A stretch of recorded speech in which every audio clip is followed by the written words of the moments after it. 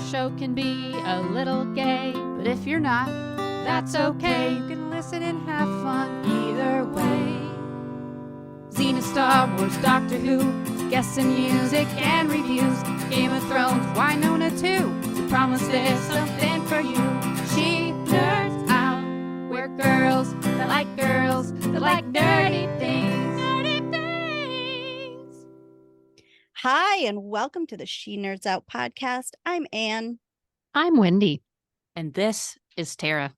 See, now I get that this is Tara. Yeah, you get it now? I get it now. Okay. Again, I'm back covering for Kat. She's still taking some much needed time off. And we've got a full segment today, including a guest. Mm-hmm. Some nerd news. We've got a mail sack. We're talking Ahsoka. Yep. Let's kick it off, shall we? Let's kick it. Let's kick it. Kick it Some like a soccer ball. Oh. Yeah. Well, this person doesn't really have anything to do with soccer, but it is Cameron Diaz. What is she doing these days? I don't know. Has she been in anything? I know she's filming that movie with Jamie Foxx right now because since he's been out with his health issue, undisclosed health issue. Yeah. I remember seeing some behind the scenes pictures and his movie is with her. So I'm interested for whatever that is. Yeah, what is fun combo. doing? You know what I was thinking when I was, Barbie, of course. Have you heard of that movie? It's been out a little bit. So a few people have seen it. I haven't Barbie. seen it. Oh, well, anyway, it's huge and it's making $1 billion. But I was thinking, if this was made back in the day, what are the odds Cameron Diaz would have played Barbie? I could have maybe seen that. Mm-hmm. I could have seen that. Like, she would have been the one that they would have turned to play Barbie. Or at least she would have been good in it. Yeah, for sure. Mm-hmm. So, but anyway, how old is she? 54. Okay. That's what I'm going with. You know, I need a minute. This really hurts my brain. Take your time, Anne. So she's like around, like she was with the Ben Stiller era, right? Like, Drew Barrymore. Okay, yeah, I'm gonna say 52. So close. 51. Oh, okay. Ooh. She looks great. Looking good. Well, yeah. I mean, she's Cameron Diaz. She's always never forget like pretty an decent interview with her that's like, well, for my skin, I drink like a bottle of water right when I wake up. That just stuck with me. So I always like when I wake up, I try to just chug some water just right off the bat. So if I do that, get a good hydration. I'll look like Cameron Diaz. Yeah, you're gonna look youthful forever. I need to drink more water then. It's science. It's science. Yeah. Science. All right. Oh, by the way, her birthday was on August 30th, I believe. I didn't even give you a day. But yes, the 30th was Cameron Diaz. 31st, we have, I think he's one of those sort of legendary film actors, Richard Gere. I mean, he's been around forever. Of course, Pretty Woman catapulted like into whole. Probably old. Probably he's 74. I always thought he was very handsome.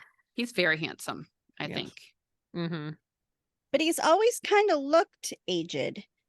Yeah, he's had that white hair for a while. I remember I thought he was old in Pretty Woman. I'm sure he was like 40. I don't even remember. But he was 65. He is 74. He was born in 1949. Woo! You're so good at this. I feel like that it's is just right? you Did I do the either math? have the skill or not. I think so, yeah. Because that would be a couple of years older than my mom. Yeah. Wow, he's just a couple years older than your mom. I'm right. Let's just go with that. Not weird to think. He could be your dad. Yeah. He could be my Wouldn't that daddy. be cool? That's for sure. Richard All right, here's September 2nd. We have a birthday of someone who was like, oh, he's cool. Oh, he's a joke. Oh, he's cool again. Now he's kind of beloved. Keanu Reeves. I feel like, remember he was, he was this new thing and he was cool. And then he kind of became a joke. And then The Matrix came out and it's like, oh my God, he's so cool. And now you hear all these stories about what just like how nice he is. What a good, decent, down to earth, just like dude he is. Just people just like him now. So good for him. He can make fun of himself. He does some of those roles where, he's playing himself and he's just these exaggerated versions. And I love it. I'm going to go with 57 for Keanu. I'm going to go with, see, I'm only going to go in the 50s because you're always right. Otherwise, I probably would have been like in the 60s. I'm going to say 53. 59. He was born in 64. Really? Wow.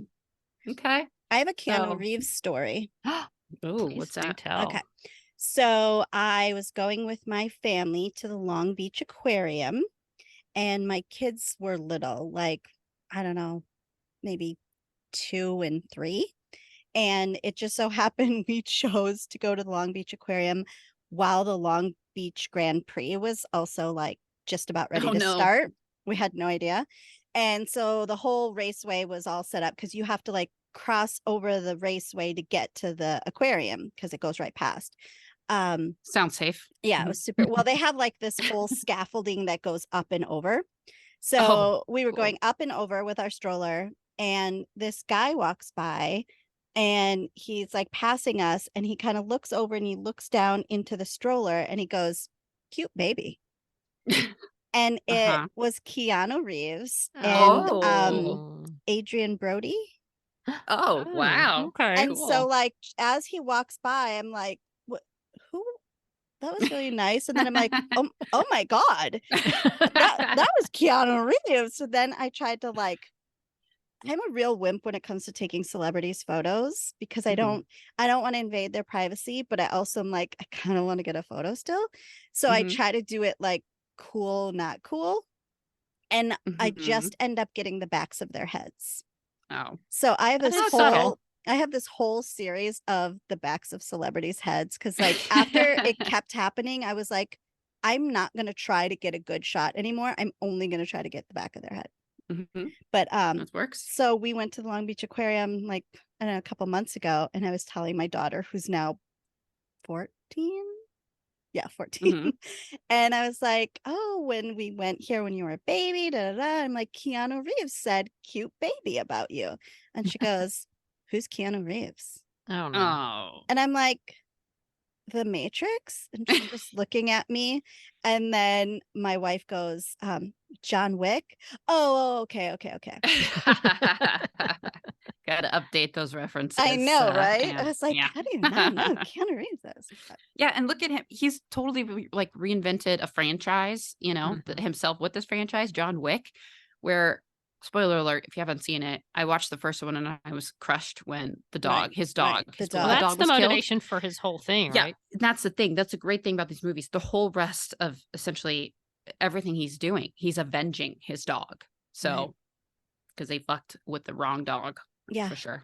Which you have it So- coming if you kill a Absolutely. person's dog. for sure.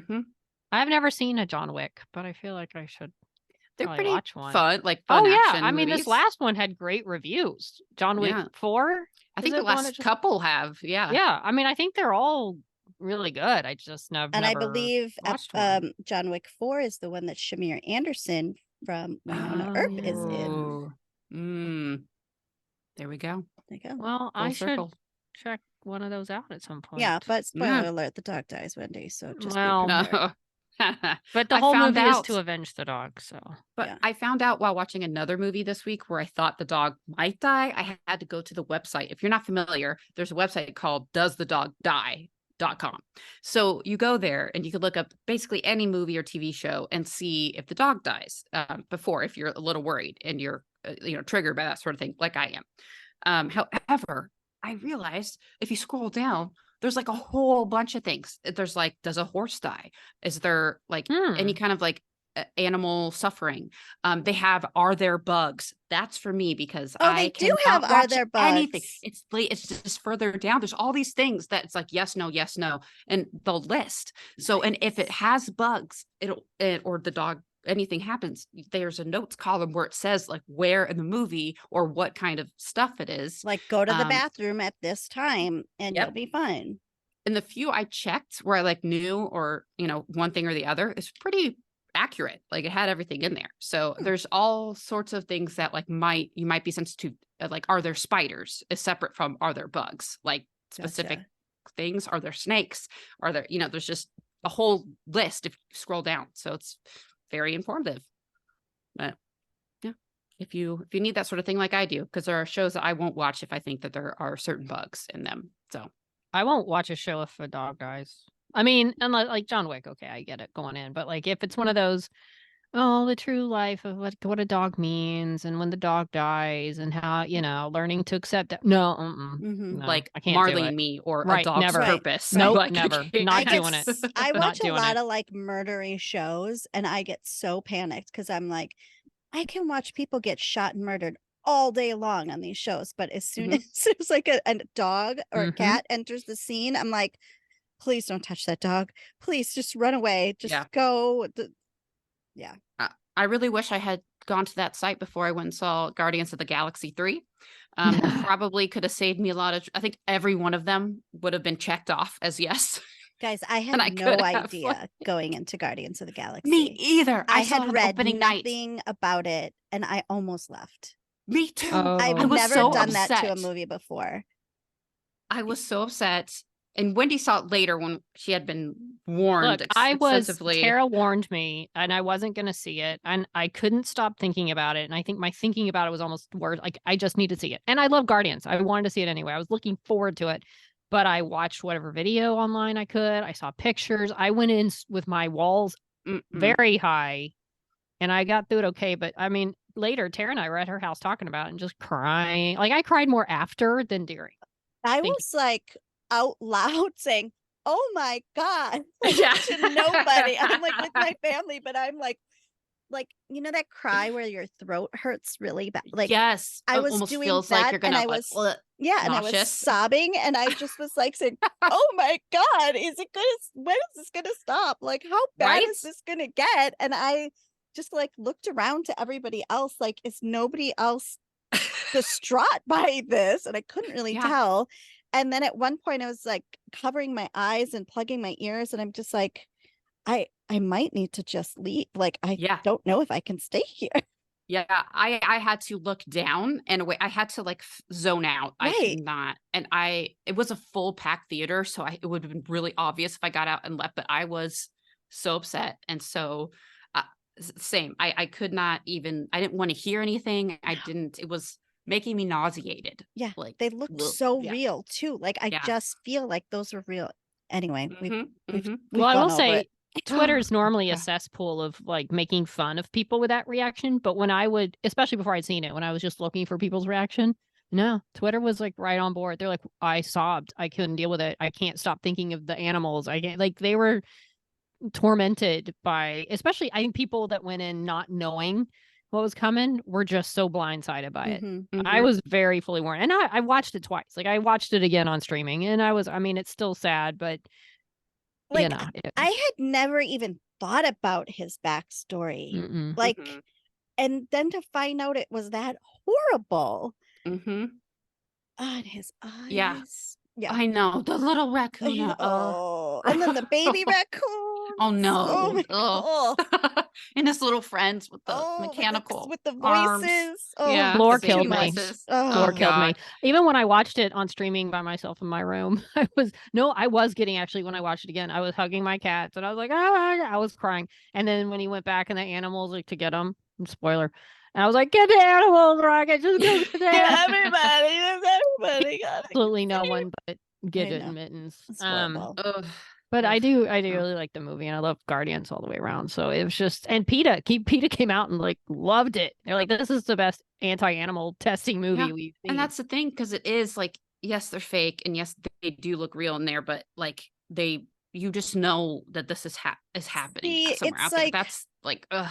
And that's the thing, like, I don't need to be preached to, because I'm not your audience for that, because I already know, right? Like, we already know, and we're not for those things. So like, I can't see some of those things. Like, I love Jan Arden, but I had to mute her on Twitter because she posts so much animal stuff. And it's like, it needs to be posted, but I can't look at it because like the Sarah McLachlan commercials, I still can't watch those because she kills me. Like, I can't see it. I know it's out there, but I just can't. Well, You for bet. anyone listening, the thing I always say that helps it be bearable is do something to be part of the solution. Like, I Right. mean, there's people, you know, you may not have the time or the money, but if possible, you know, donate to animal shelters, help foster, help volunteer, like, because it's horrible. And I still see stories that just devastate me. And I see things happen that are, you know, when you're involved in it,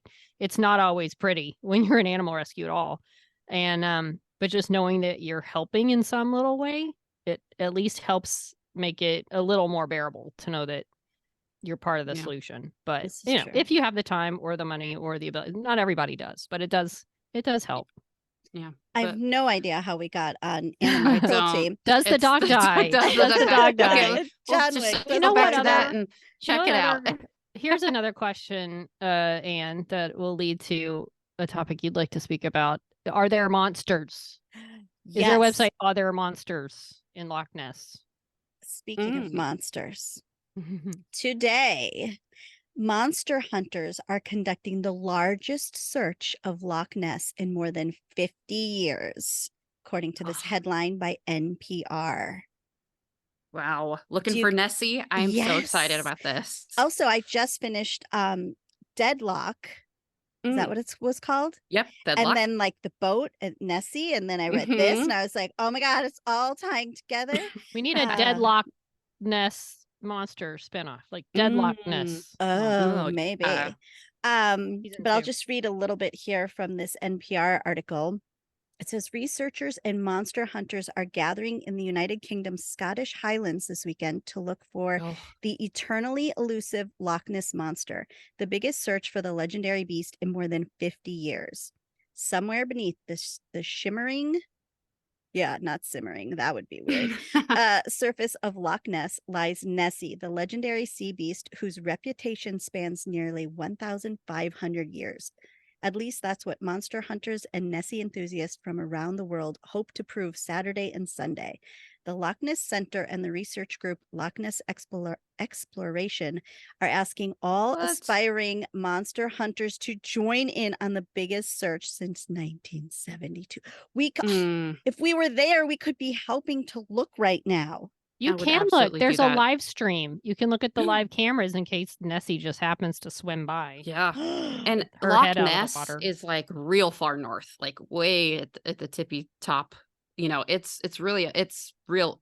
It's a long way to get from like, you know, Edinburgh up to Loch Ness. So it's some dedicated folks going out there. They got their equipment, you know, like sonar equipment. Like They've got really drones hope they can find. Yeah. with even if- infrared cameras that are going to fly over the lake and a hydrophone that will be used Oh. under the surface to detect Nessie-like calls. Oh, you know, I hope they even just find like like a skeleton or something, even if Yes. maybe Nessie is What's extinct the now, lifespan of a Nessie? know, They've been looking for or- this thing for years. because wasn't one of the original sightings like hundreds of years ago, like a Well, confirmed there's like sighting that like that? grainy photo that we've all seen. It's like one of the only photos we keep Right. seeing, right? Are there any other photos But- besides that one? You know, it's been documented for like she said, many hundreds of years. So it's like that, you know, maybe it's something that did exist or it has, but let's just find some kind of proof that it existed, like real proof. I mean, it looks kind of like what's that dinosaur with the long neck? Yeah, like the Brontosaurus? Brachiosaurus. It looks like a swimming one of those. So, you know, maybe it's like a brethren of a dinosaur. Apparently that photo was debunked as a hoax. No, come on, Wendy. No, That's what this article Wendy, said. you're Take break that- our hearts. God, you're gonna I'm take just that away. saying. You know, I let you have your alien stories. Let me have Nessie. Nessie. Oh, I want to believe she's there. And believe me, it's not I like this think- photo is the only time she was ever sighted. Other people have seen Nessie. I'm not trying to debunk Bigfoot either. I think there could definitely be something out there that we're, you know, but I think Nessie is really out there. I think, okay. was at some time. Right. What do you think is more plausible, Nessie or Bigfoot?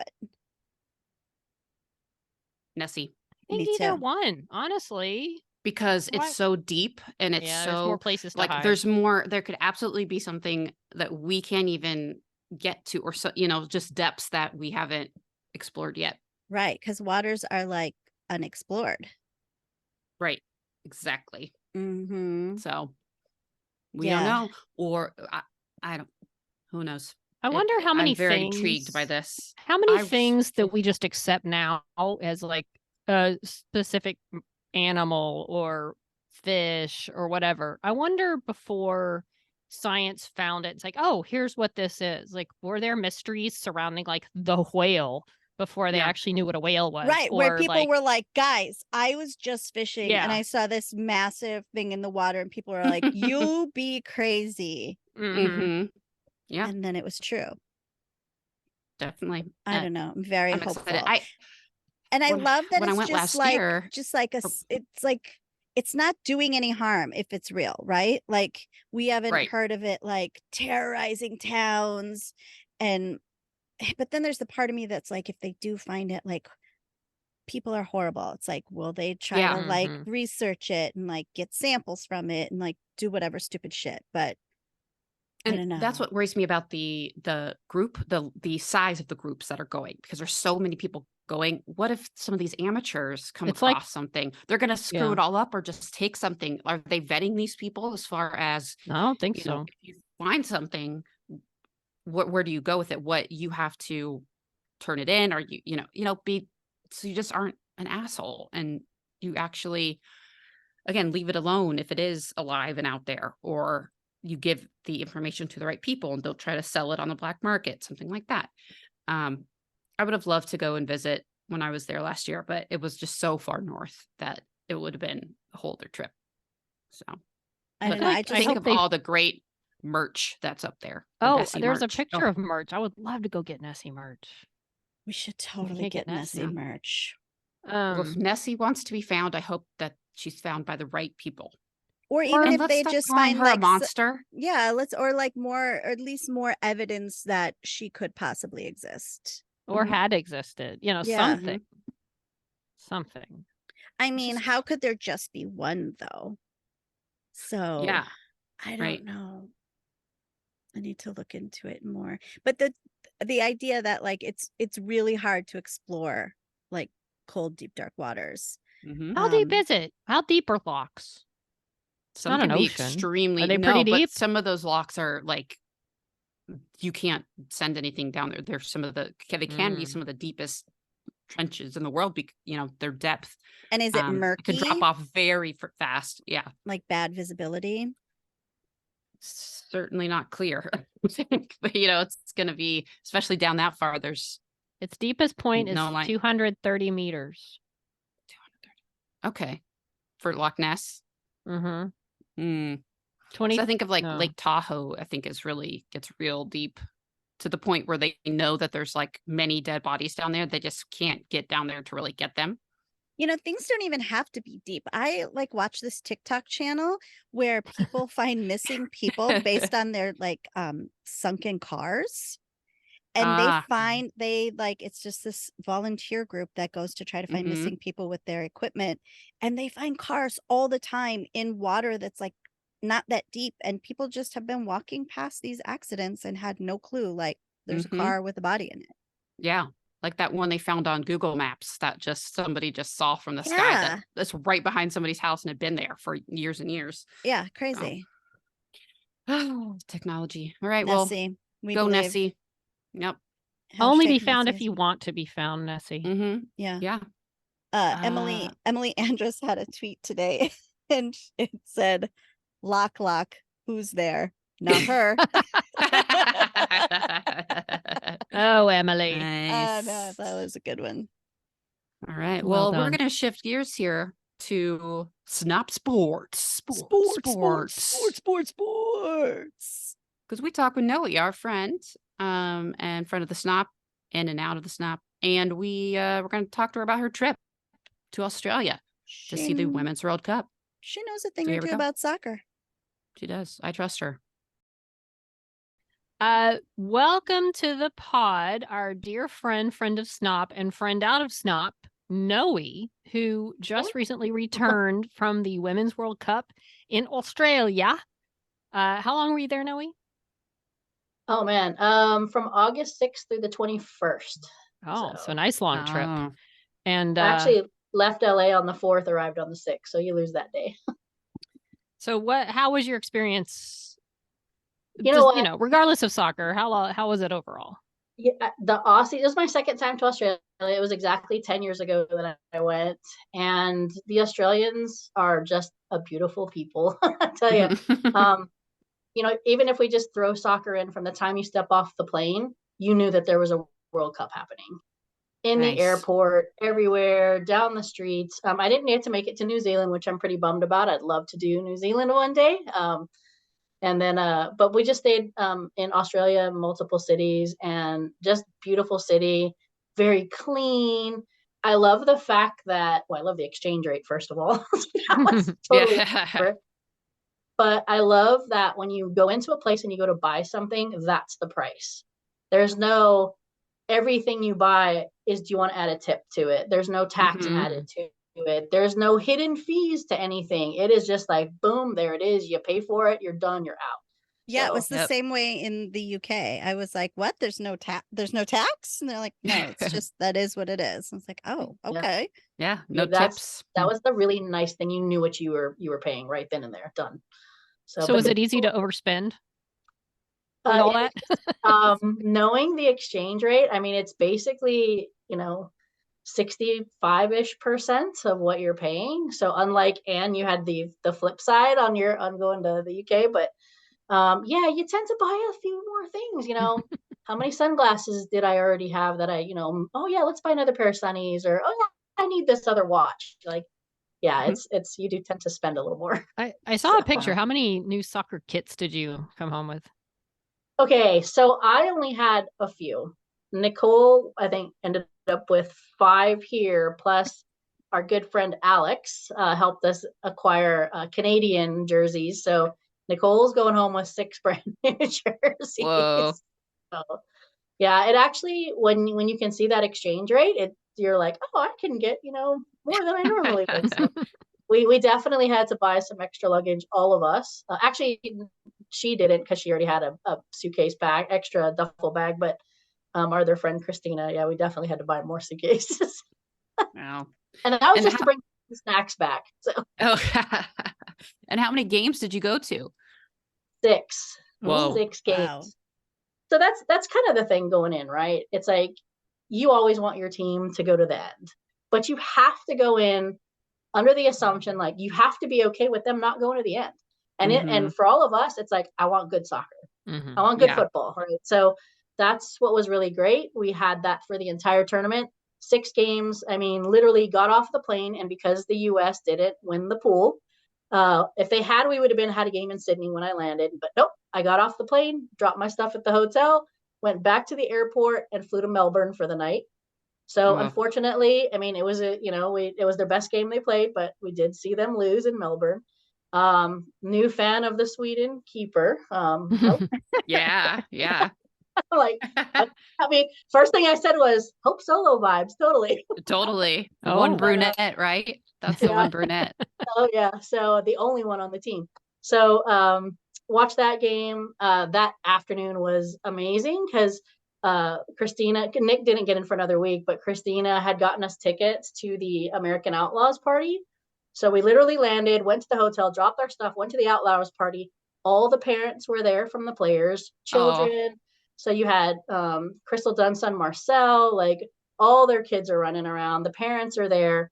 Coach Beard was there. I do have nice. Coach Beard. Julie Ehrman from Angel City. And then I turn around I was like, I went to the restroom and I got a text saying, Sue Bird's here. And I'm like, so yes, Sue Bird. So that was pretty fun. So Natalie Portman was there, but apparently I missed her. We walked out like a few minutes early. So, but it was pretty cool. Just everybody just hanging out, having a good time. Was that after the game, you said? Before. Oh, okay. So the vibe was probably a little different. Oh, completely. Yeah. Yeah. It was a lot of fun. Everybody was talking smack, like, so it was a good time. Then you march to the match from there. So it's like a half a mile. So everybody marched to the stadium, and then everybody kind of goes their separate ways. And then, then the game was what it was. And it was a good time. Yeah. we got to see you on international television. Did you know What? like that you were up on the, did you see yourself on a big screen there, or was it No. just totally? Not at all. My phone started blowing up, people from work, and then I just got all these different angles, and I was just like, of course, the one that everybody saw was where I was completely stressed and distraught at the end of the game. I was just like, Yeah. serious. I was like, all right. And then, or like, Y'all look I very think it was intense. probably during the PKs. I'm like intense, right? It's a really good thing that you didn't like call in sick to work for this trip. Yeah. Oh no, they knew 4 years in advance. I'm like, because right now I'm like 4 years from now I will not be here. They didn't, like, I don't care where it is. Well, maybe I do, but for the most part, I'm like, you get 4 years in advance. Wow. But And yeah, so did you flew to Melbourne, but like how many other places did you have to fly to? Because Australia is enormous, so I don't know how spread out everything yeah. was. So my trip was, I'll give you the quick rundown. So Melbourne that night, flew out the next morning back to Sydney, watched the Australia-Denmark game, which that was so much fun. Because once the US was out, I was an Aussie. Because Canada was out, US was out, I was a Matilda all the way. Yep. So went to that game the next night, only in Sydney for a night, flew to Hamilton Island for a couple days, swam the Barrier Reef, did all that stuff on Ooh. the island. On Thursday, flew back to Sydney. Nicole was coming in Friday morning, so we were in Sydney for a week. Went to that Saturday, the England-Colombia game. So that was exciting as well. Then on Wednesday, went to the Australia-England game. So in between, got to do some Manly Beach, Bondi, walk around the city, see the Opera House, Bridge, all that kind of stuff. What's cool, though, about every city that they had a game in, they have Fan Fest. So you can go down and hang with people. They have giant screens, they have DJs, they have live music, food, and you got to watch games with, however many of your closest friends showed up. So that was really cool to do in between at the games that you weren't attending. After that, we flew to Brisbane Thursday morning. So we got to see the third place match as well. So we were there for Sweden and Australia. Got to go to I probably have 300 pictures of him holding koalas, and feeding kangaroos. So that was a blast. Came back to Sydney on the morning of the final match, saw the final match, and then flew out the next morning. So pretty nonstop. Whoa. Yeah, it was busy. It was intense. But it was fun. It was a good. What were you eating and drinking this whole time? Because that sounds like you need a lot of energy for that, and yeah, like coffee, drugs, or something. Oh, some so sort? what? Oh man. So coffee in Australia is amazing. We went to local chains. There is coffee on every street corner, maybe sometimes 3 or 4 coffee shops. We had coffee twice a day at minimum. Nicole had a piccolo every single day. We're having flat whites, cappuccinos, like whatever, lattes, but the coffee is amazing. The problem is, and I know it's like this in Europe too, they're tiny. Small. So we found a couple places, and the first thing I said was American sized coffee, which is probably a grande, right? So, but the coffee was amazing. At the it was hard because you needed to get out to the stadiums. You had to make your trek. It was about a 45-minute train ride, so you had to go early.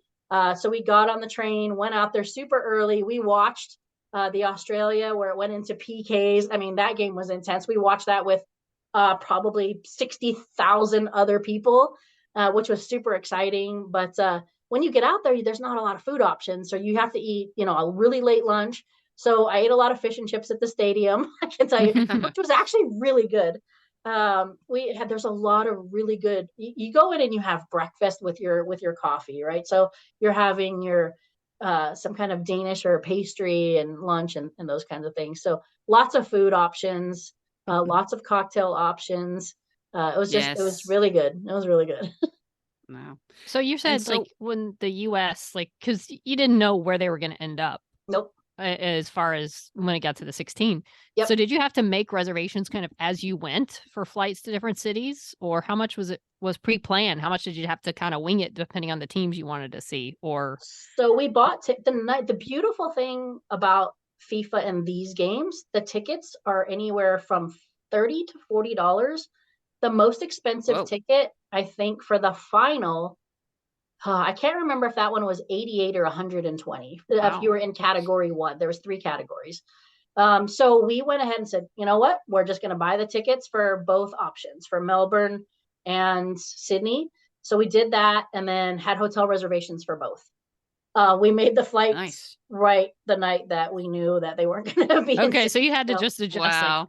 plane schedules I and mean, the Sydney everything. airport is amazing. Like domestically, it's bizarre to fly because they don't ask for your ID. They don't ask for your pass. They don't ask for your passport. Nothing. You go through security. I could take water through there. People were drinking coffee, walking through security. They don't ask for your ID or your boarding pass. You go to your gate. They ask you for your boarding pass to get you onto the ramp. Then when you board the plane, they ask for your boarding pass again. That is it. Wow. Never ask for What? my ID. And that's domestic Whoa. travel. International travel is kind of what we're used to. It was just very bizarre and kind of cool because it was easy. You could get through in no time. So having to make, I think we ended up making like what, 6, 7 flights, 8 flights, whatever it was. Domestically was really nice to travel. They're so easy. Yeah. Wow. You are the You're most like spontaneous person I know. Yeah. You make things happen. I don't know if you guys know this, but in my phone, Noe is down as Noe Chips and Coolness. That's how I have her name, because she's just, we've talked about it before, like she's always making things happen. Like wherever Noe is, something is going on. Like there's a celebrity spotting somewhere. Mhm. I don't know how you do it. Yeah. Noe's our supplier of chips. Yeah. And coolness. Yeah. And cool. It's like such a good time wherever Noe is.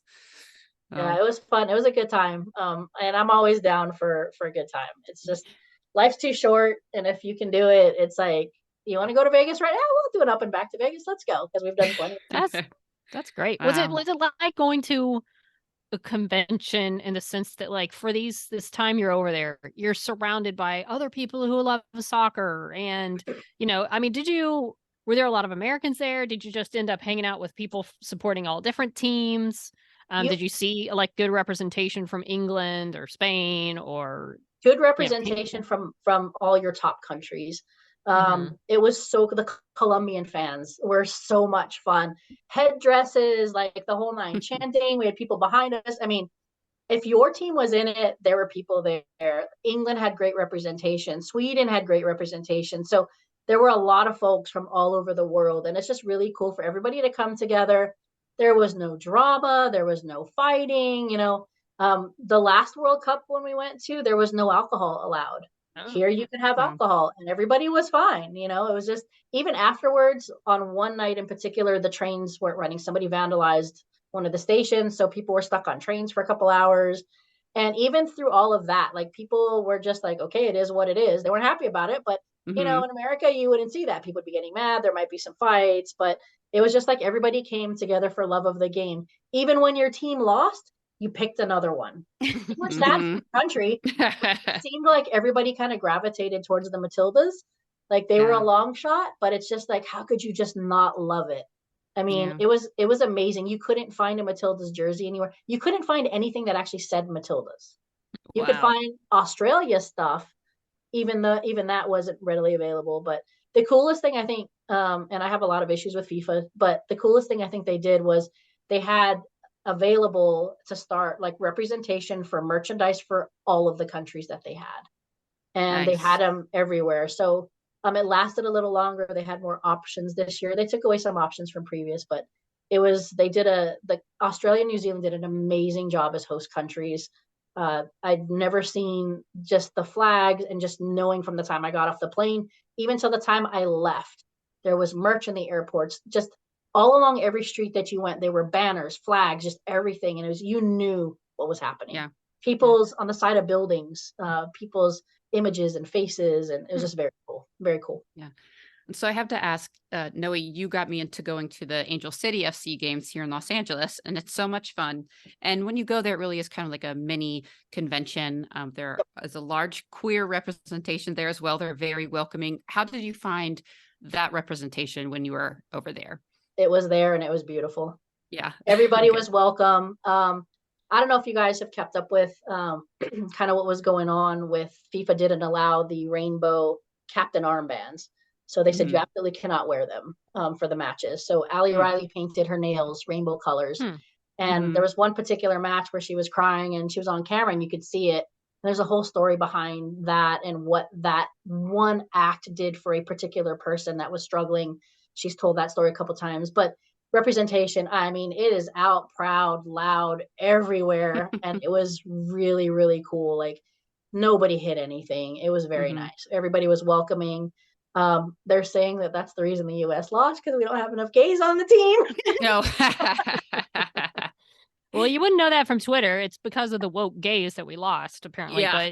But honestly, no, what happened? What happened with the U.S. women's soccer? So, you hear it was you know it better than anyone I know. Is it players? Is it the coach that you hear a lot about? Was it just other teams were better this year? Break it down for us, Coach Break it Noe. down. Well, I'm not a coach. I can sit here and give my opinion all day long. I think that, anybody that says the team didn't want it or didn't try, you're full of crap. I mean, you're out there, you're playing for your country. This is your job, but it's a passion that you have. If you're going to go to practice day in, day out, why are you going to go out there and not try? So people saying that, you're full of crap. But if you go back to the last Olympics, our scores have been 2-1, 1-0, lots of draws. We haven't been able to put the ball in the back of the net. We lost Dawn Scott, who, from a fitness perspective, like she's the one who came through and did all the, when you're on your period, this is how you should be eating and fluids and practices you should be doing. And she's launched that all over the world. The other teams have just gotten better. They're more fit. Well, like if anything, if we couldn't put the ball in the back of the net in the first half, we could outrun, outfit, outlast any of our opponents in the past. And then we would get our score in the second half. We'd be a scoring machine.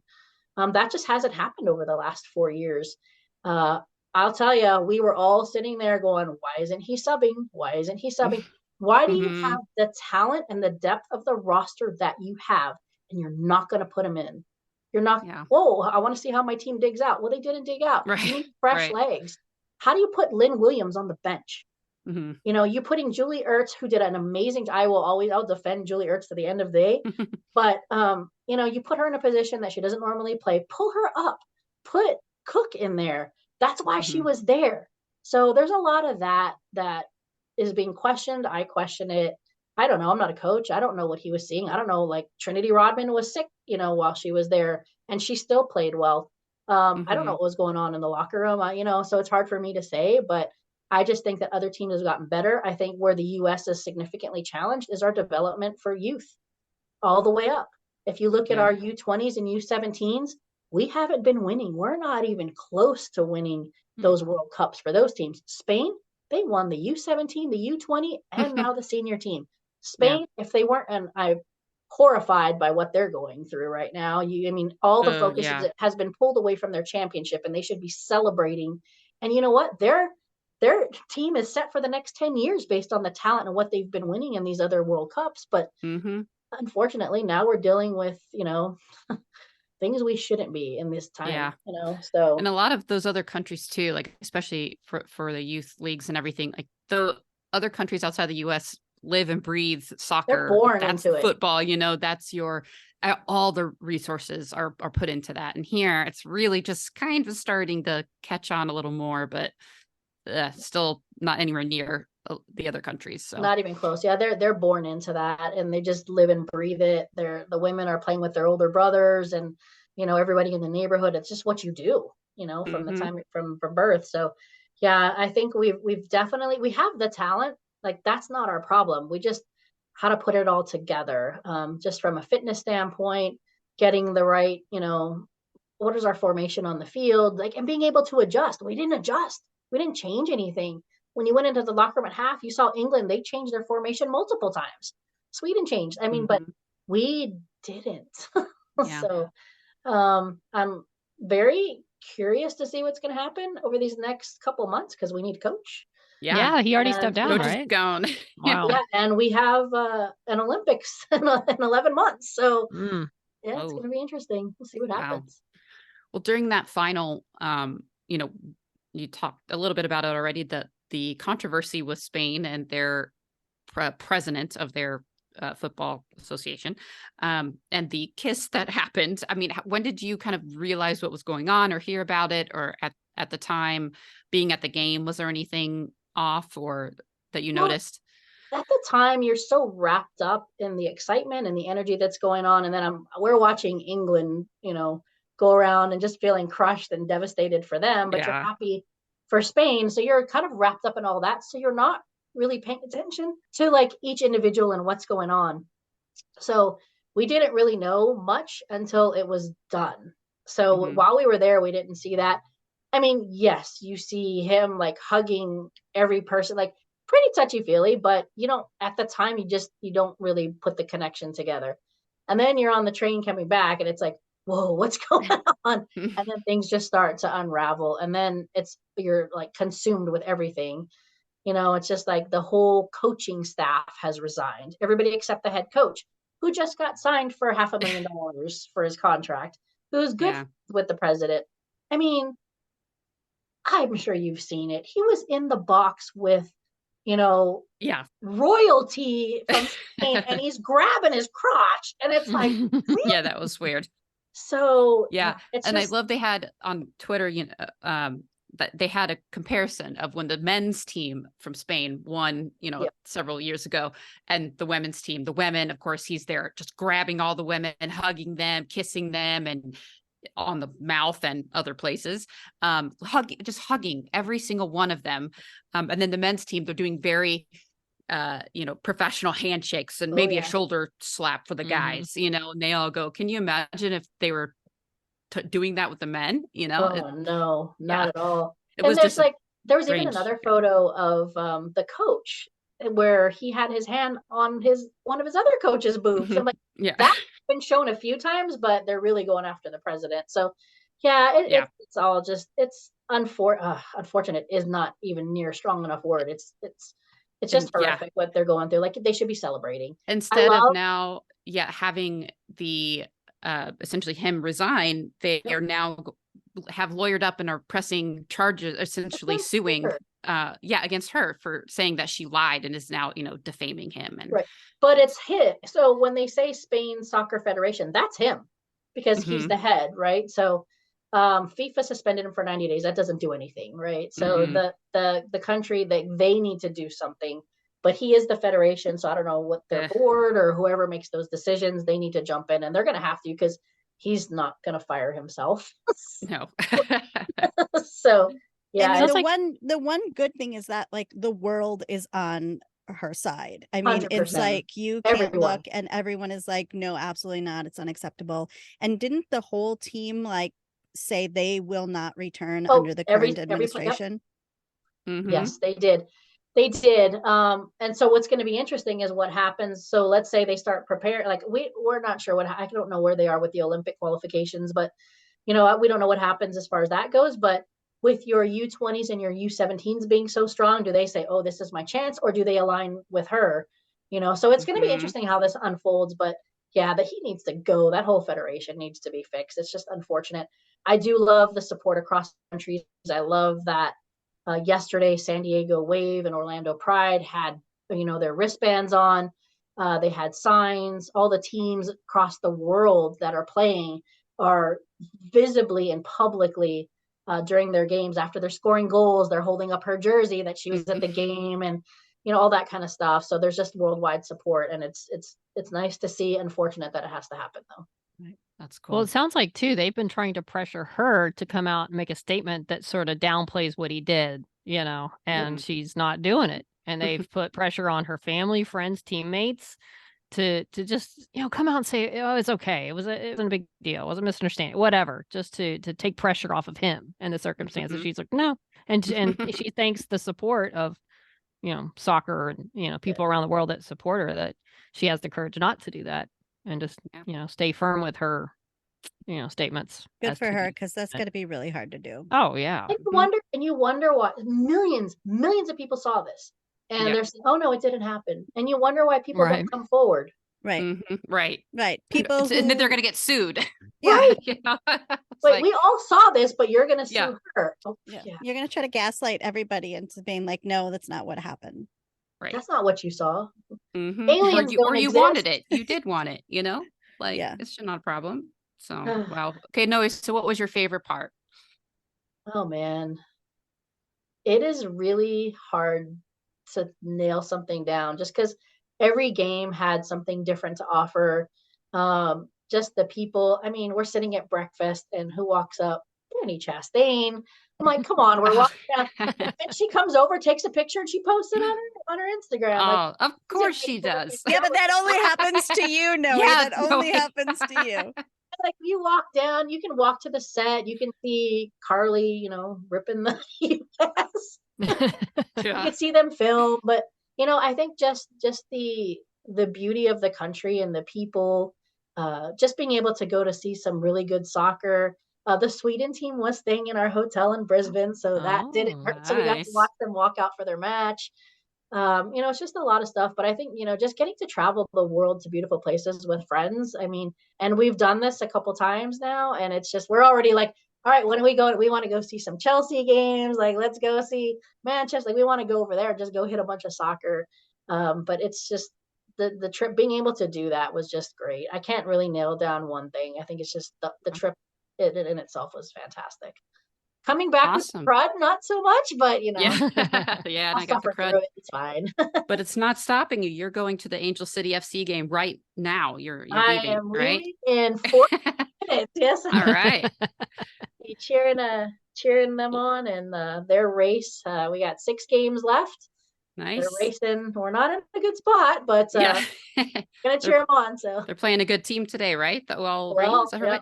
yeah, they've dropped 2 in rankings, but what's interesting is from first place to 10th or 11th place, it's a 10-point spread. Okay. So you got a chance. There's 6 for most teams play today, so there's 6 games left for most. So that's a possibility for someone to get 18 points if they win all 6. So it's truly anybody's game. Yeah. Awesome. Noe, have you always loved soccer? I got to thank the 99ers. Mhm. That's what turned the tide, I think. I mean, I played, volleyball, basketball, and softball. Never was a soccer player at all. But 99ers did it for me. Mm-hmm. From then I was Fouty, Joey Fawcett, Mia Hamm, Brandy Chastain, Bryce Scurry. I mean, from then on, I was hooked. Mm-hmm. Yeah, they're special. So. They are. They are for sure. Thank you for being here and spending some time with us, talking about your trip, and we hope you have a great time. I'm so jealous that you're going later. And you better come to another one. You too. I will. Yeah. You haven't been yet. So. I know. Get y'all. We need to do a game together here. There's only after today. There's 2 more home games. So I need a hovercraft that will take me to and from the games. That's my biggest obstacle. Have a haul for sure. But well, I'm sorry you had such a horrible time. Oh, it's miserable. But yeah, thanks for coming and sharing all things soccer with us. Of course. Thanks for having me. All right. Well, have fun. Bye. Bye, Noe. All right. Thank you, Noe. Bye. Have fun. All right. Thanks, you guys. See ya. I'll cheer. If anybody's there, I'll send you pictures. Yeah. Oh, yeah, of all the course. celebrity photos, of course. All right. Thanks, guys. All right, bye. Bye. That was cool. I'm glad we needed the content, and I wanted. Yeah, no one knows more like of people I personally know. Clearly, she knows nothing about the sport. Nothing. She's just making things up. I bet that is so fun. If you love soccer and you love that whole thing, and follow it like she does, to be over there, not like Australia, where it's just all people there. Not only that, but like if you go to a game with Noe, it's infectious. Like I think especially like the Angel City atmosphere is it's palpable. Like it's just very inspiring to just be there. You see like all these young girls and like everybody, like families, and just gay everywhere, and not gay, but like super supportive. But then everyone like is invested in the game and watching every moment, and so positive, and just it's really quite an atmosphere. I feel like I know more about soccer now, so just by standing next to Noe, I feel like I could play in the World Cup. Oh yeah, that's how much. Do you? Yeah, feel pretty confident there. I've been to one day of practice, and just knowing Noe, that's really all you need. Okay. That's all you need. I would fall down before I reached like the halfway point of the field, of the pitch. Like, okay, when you run down there and get the ball, I'm like, oh my God, that's so far. There's a lot of running. A lot of running. Too much Maybe running. Play goalie. Yeah. Oh, Maybe. I Those can throw balls myself flying in at front ya. of a ball. Yeah. Those look like it hurt. balls flying at you. Mm-hmm. I don't think Wendy's Well- going to be into that. No, Something No. tells me. not today. Hey, I know where I want to go. Where do you want to go? Purgatory. She Nerds Out presents live from Purgatory. So, guys, I really tried to like not look at the auction today. Mhm, It mhm. came out that it was the second auction was coming while I was in the UK. And I had felt pretty lucky that I won the lot that I did in the first auction. So I was Mhm. like, you know what? Just be happy that you got like this great thing. Yeah. And so you got the bullet. What else did you get? Yeah, I got in my one lot came the bullet that did not kill Nicole Hodds. Wow. I got the homestead blueprints. Nice. I got the letter from Wyatt Earp to Robert Spain. Cool. Or no, Robert's. No, it was Wyatt's letter to Robert. Which was really cool and all old timey, and it told about the curse. What else did I get? I got some like police documents that were from like when the first car that Doc drove, the pink Lincoln, was burned out and everyone thought Doc died in that fire. You got that. And just some like random like BBD like documents. But like that was all in one like paperwork haul. Cool. But I couldn't help myself and I was like, oh, let's just see what they have. And I don't know if you guys had looked at the auction before, but there's this Yes. chiming sound that like dings Yes. Oh, no. as Oh. lots are closing, right? So it's like Mhm. ding, and then you see like more time is added because if there's a bidding war, like it's 2-minute increments for each bid. So it's like it might have closed, but it's still live, and then a new one opens up, and it's like. And I got swept up in the dings, Mhm. and as I was looking, it was Nedley's police academy diploma. Oh, I saw that one. Yeah. And I was like, Okay. I don't know, that's kind of cool because I really love like the whole Nedley Nicole storyline. And then I just hit bid and I was already in there from last time. So they have all my information. And then it was like, you were outbid. And I was like, oh no, you don't. Oh. And then I clicked again.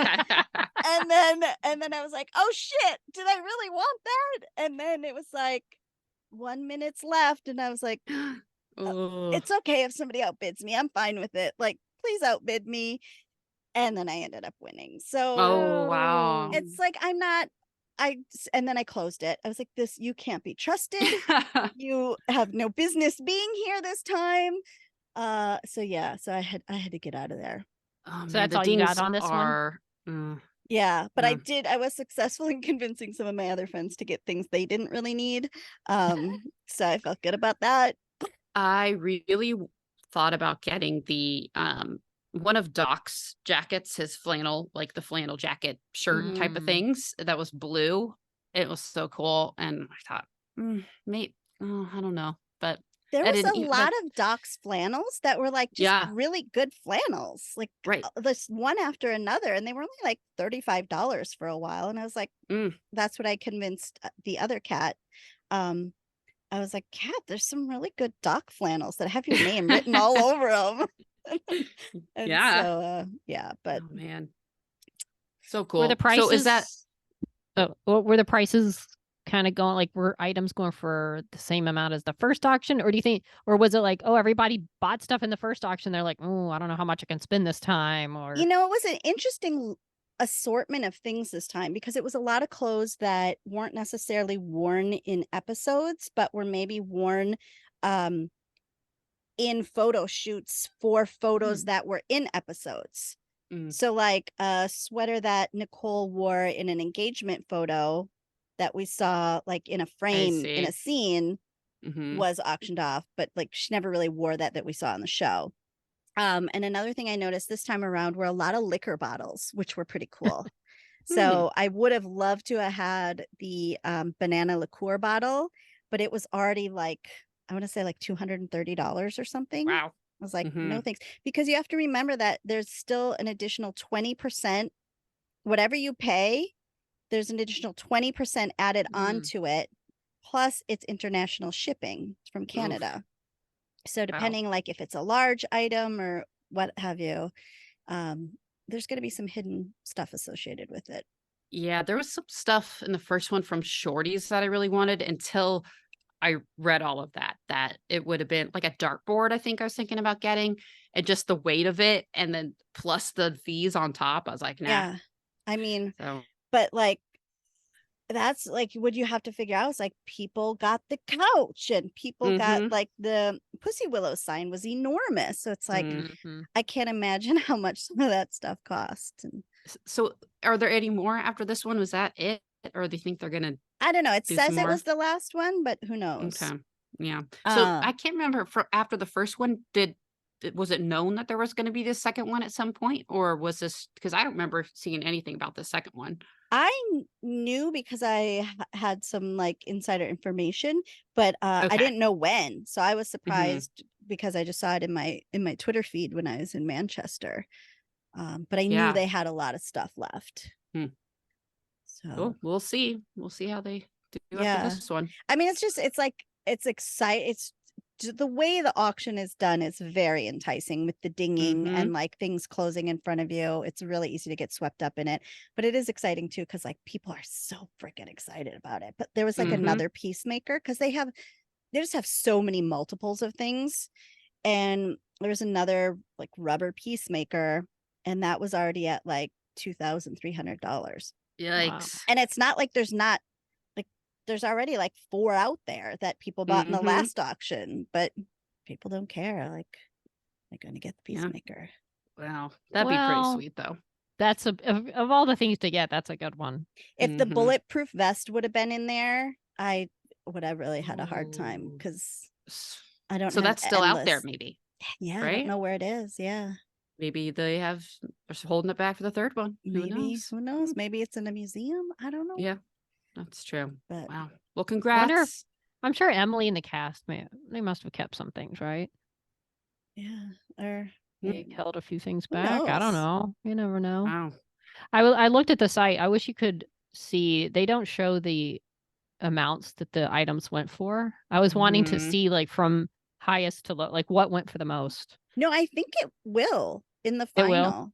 Yeah. Because right now it just says bidding closed, but it doesn't show any. I think it takes a minute when the thing is done, because I think you can still even look back at the old one and you can go through and see the final tallies for things, if I remember correctly.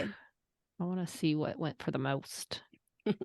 Yeah, things went for like crazy prices, but like there was some cool lots of jewelry, which were like these hang up bags of assorted like jewelry accessories for like Waverly, Winona, and Nicole.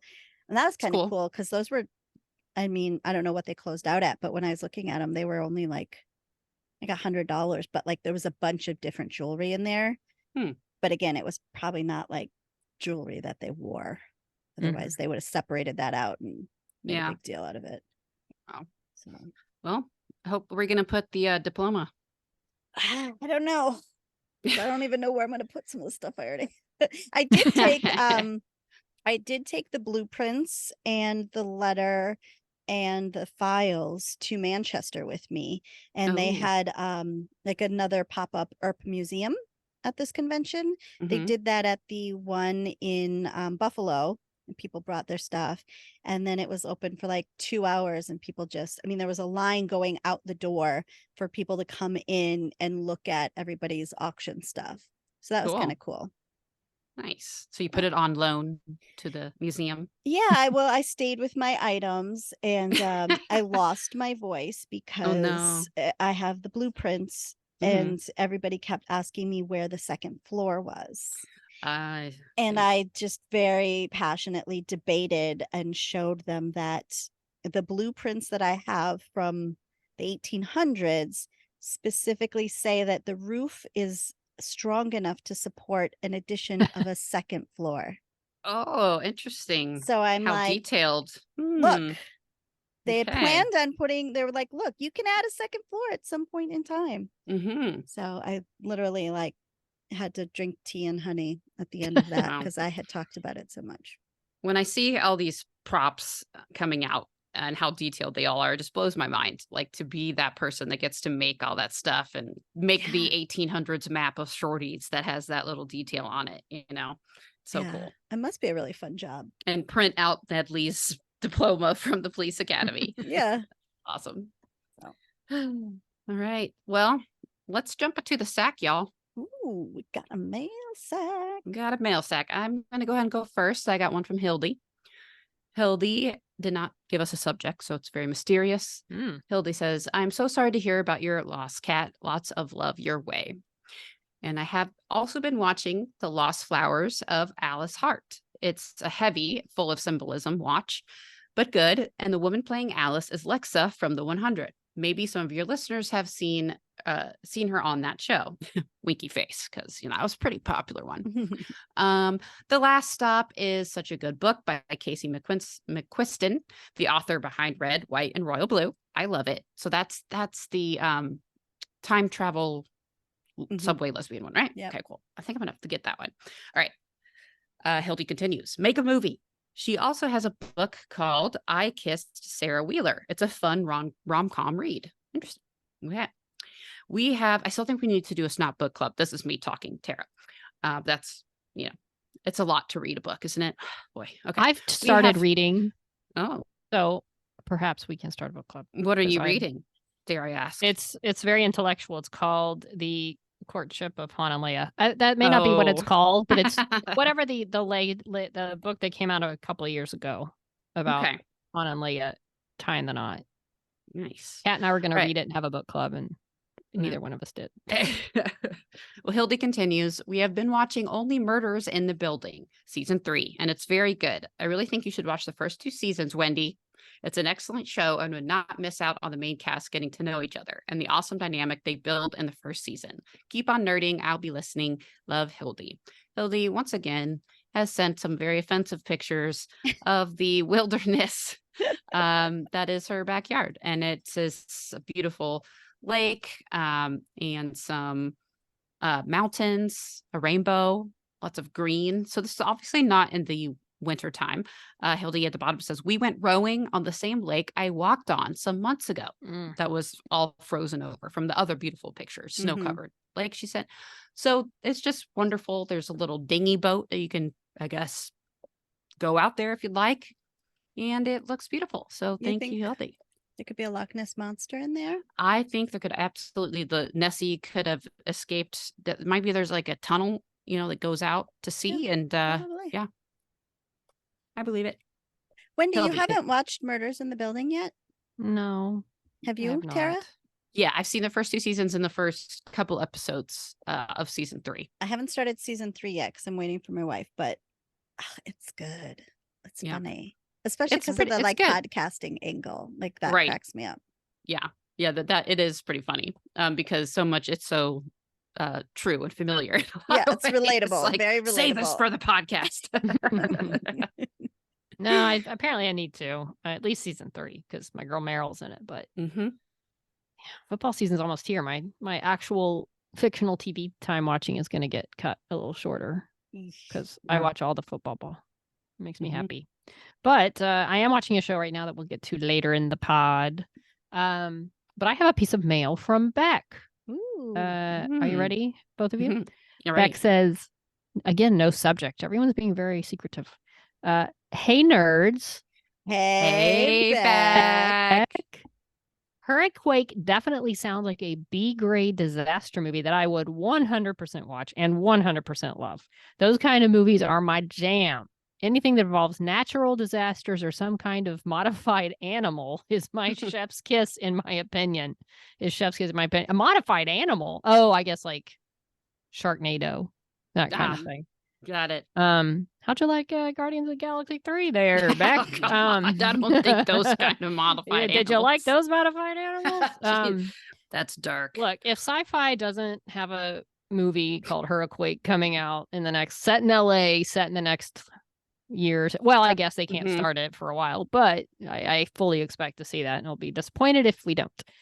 Beck says, I just want to make it clear that I was not looking for permission/advice when it came to Steven. He had long been blocked before you guys read that email. I can now see how little I mean to you guys. Not you, Kat. You're top of the pile. You can look down smugly at the blondes and Anne. The blondes and Anne. I like What? that. You guys That's were our so band quick to name. tell me. Yeah. You guys were so quick to tell me just to get scammed or murdered by a strange guy on the internet. I thought we really had something here, guys, but I guess I was wrong. I've been in a toxic relationship before, and I know the signs now, and encouraging being murdered is definitely a red flag. I'm sorry, Beck. We just wanted you to not miss an opportunity, but yeah, of a lifetime. poor with Steven. Steven's Poor taking Steven. care, pampering you. Didn't say anything about wanting to murder you. Yeah, he just wants to get Yeah. to know you. Don't read into things, It's Beck. fine. You're Toil- being paranoid, Yeah. Beck. Yeah. Toilet update. Uh, I walked in after lunch the other day to discover the seat was down. I'd done it. I'd broken these men. Then I found out the cleaner had literally just finished in there and she was actually the one to put it down. The Oh. fight continues. Love you guys, Beck. I'm glad you still love us, Beck, because we did try Yeah. to steer you towards a potentially shady character. potentially But I'm is the glad key word. you used your own judgment and didn't listen to our judgment. We don't always get it right, Beck. No. It's just wishful thinking, you know. We just want you to be happy, and I mean, Give love a chance. give love a chance. We like to think that the world is full of kind souls, and maybe Stephen is one of them. Yeah, We don't want to Never be know. jaded when it comes that's to fine. love. Yeah. We're not guess skeptics. We found him on the Instagram. Maybe one of us could reach out if we really feel like he's Yeah. worth the- You know worth what, Beck? getting to I'm know. going to shoot my shot with Steven. So Yeah, if you don't take him, Tara might. more for me. I don't think there's any risk of anyone stealing. This will be my Steven last from you. podcast.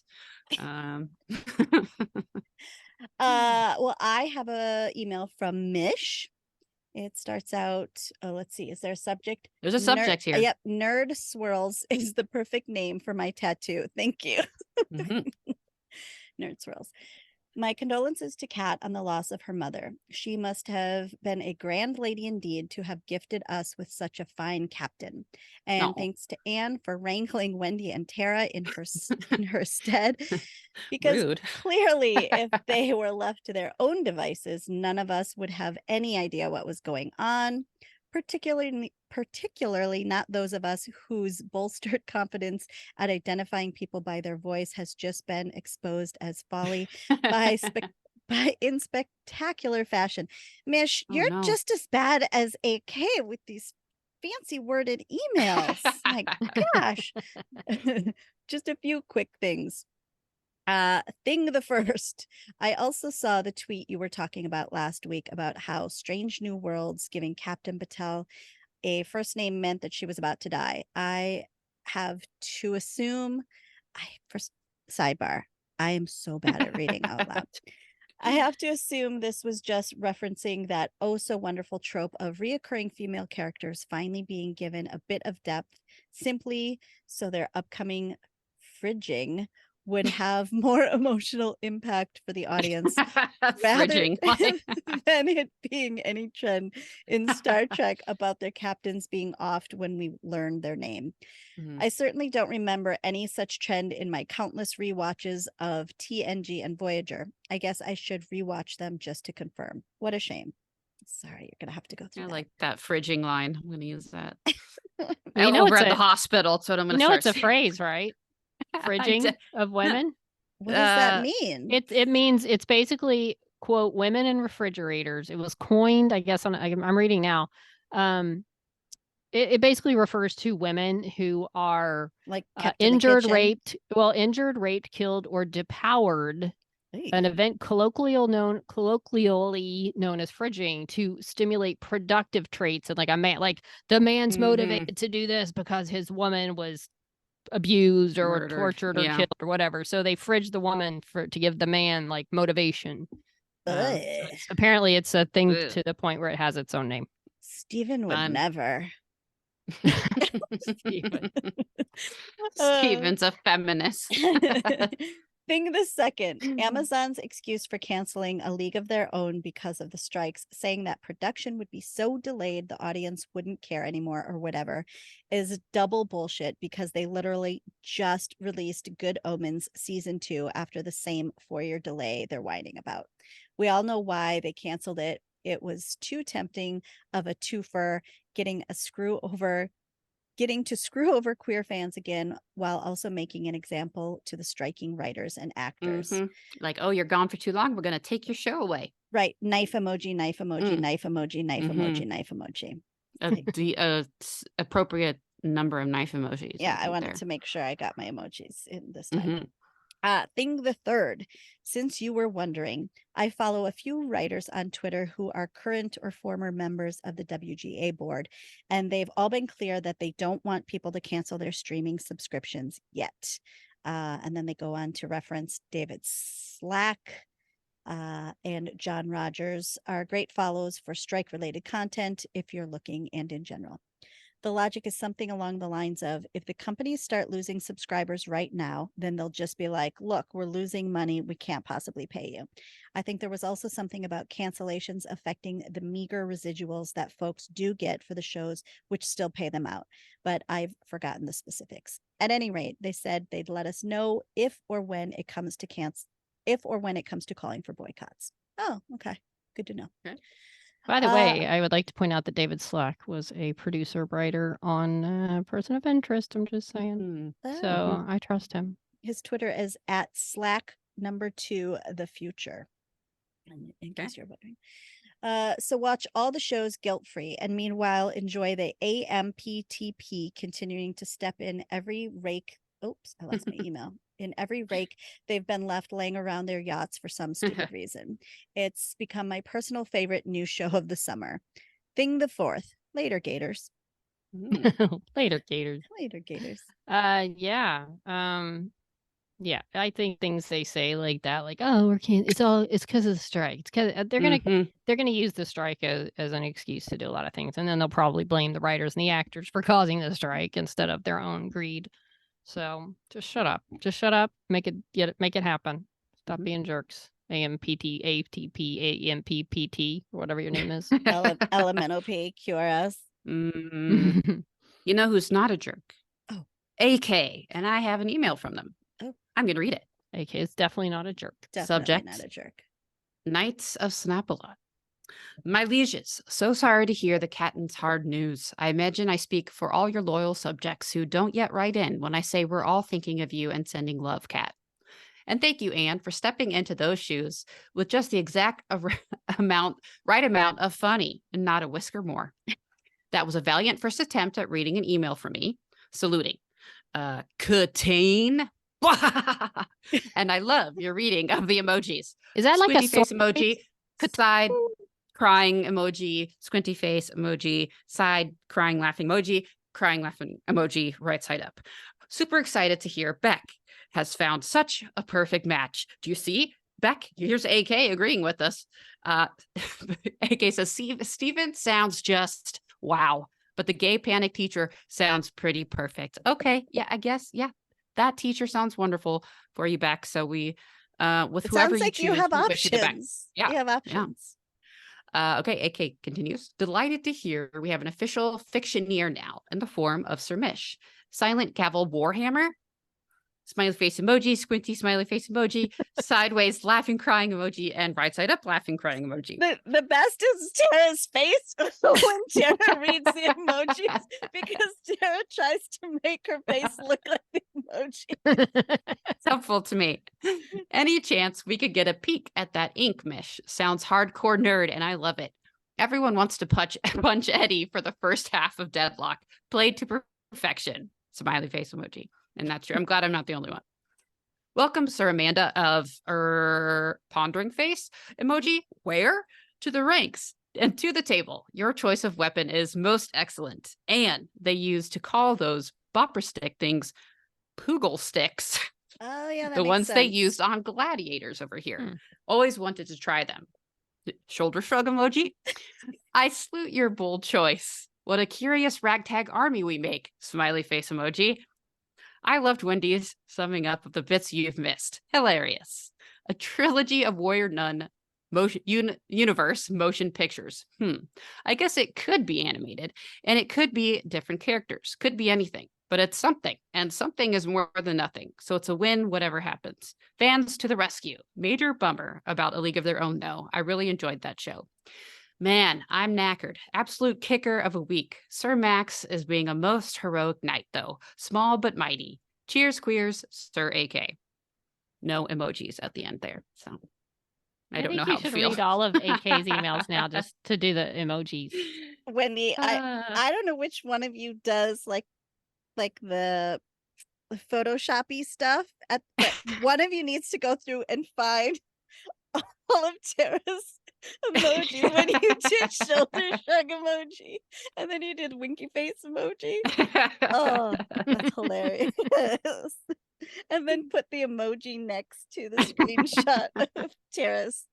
I think that sounds like a fine idea. And I will have to go back now and find all those. It's like There a you go. charades game where you just, and then we have to guess the emoji. Right. AK, more emojis, more emojis. I want this one. Yeah. Kat, Oh, I know that one. Yeah, that was a great one. Kat did Yeah. ask us to thank everyone for reaching out. She's been receiving a lot of support and really nice emails and messages, and she just wanted everyone to know that she's seen them and she really appreciates it. Yeah, we're still thinking about her, and I know there's so much that you know, you have to take care of, you have to go through emotionally, and so it takes a while. It takes a while to kind of get your life back on some sort of halfway, never the same, but normal-ish track, I guess. So we're there. Love Take you, as Kat. much time as you need. All right. Ready for Well- some nerd news? Nerd news, nerd news. I repeat, we have breaking nerd news. Is our new news our show we're watching? Yes, we have a new show. We're glad to announce that we're watching. And I was very excited for this one. It is Ahsoka, new Star Wars show on Disney Plus that started last Tuesday and dropped 2 episodes for us to watch. So we got, and they are long. So it's not like these piddly little Secret Invasion episodes that are like 26 minutes total here. We got like a full solid like 50 plus minutes here of each I think the first episode. was So it 40 something. I think the second was a little shorter. Like, okay, well, you know, call me but a liar still. then, Wendy. You're a liar, Tara. Call me a liar right to my face. So, okay, I guess they're Well, 40s I plus. mean, they're still longer than Secret Invasion, but You can know. guess may people's not be an ages, hour. but not Okay. how long a show is, apparently. Offended emoji. Well, I looked at the time because when I watched, I'm like, how long is this one? I paid attention. Did you watch any, Anne? You said I think did. I watched Both the or first first one? one, and then I sort of watched the second one, but I Okay. got distracted because I was doing other things. But I for sure sat through the first one. Okay. So you paid attention to one, but watched both. I Mhm. did, but I don't know the world so great. Like I've seen a lot of him, but I don't like. Was she okay? I always thought it was Ashoka, but it's just Ahsoka. Ahsoka. Ahsoka. Ahsoka. Yeah, there's an H in there just before the S. Okay. Was she only in the animated one before?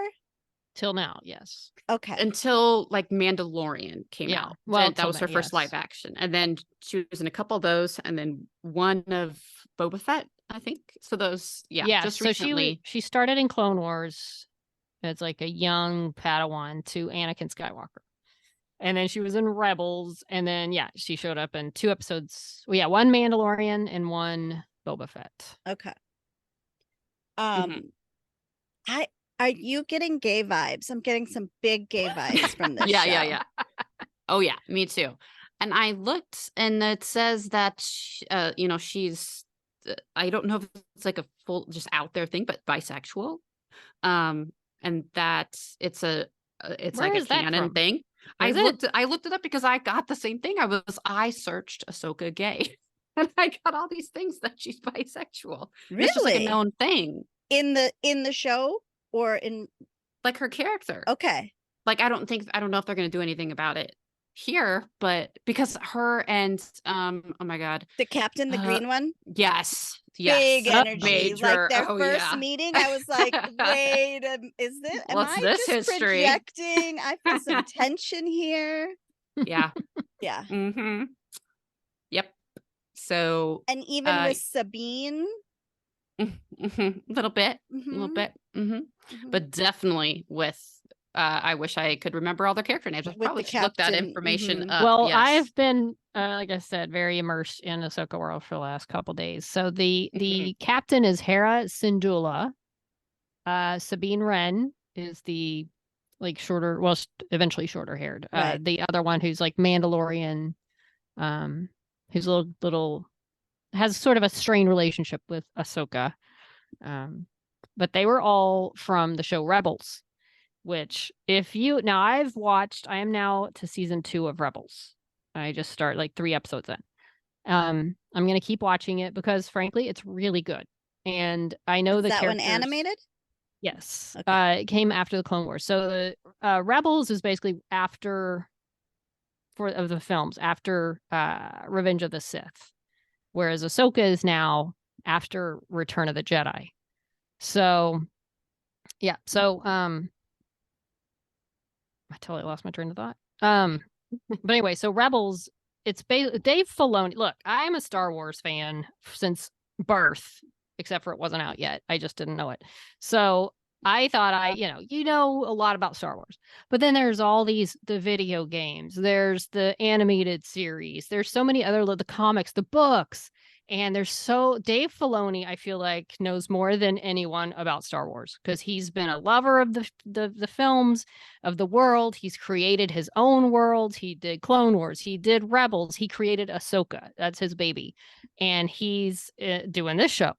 And he is pulling things from Rebels, like Easter eggs, recreating shots, using the characters. There's characters I think are going to show up maybe from video games, things from Clone Wars, things from apparently Hera was introduced in Clone Wars and then show back up in Rebels. So it's like he's kind of taking elements from all these Star Wars worlds that he's been a part of and putting into this. So when you say also that into Mando. When you say that you've been a fan of this like forever and you've watched all the things and you talk about these Easter eggs, are you catching them or you just know they're out there?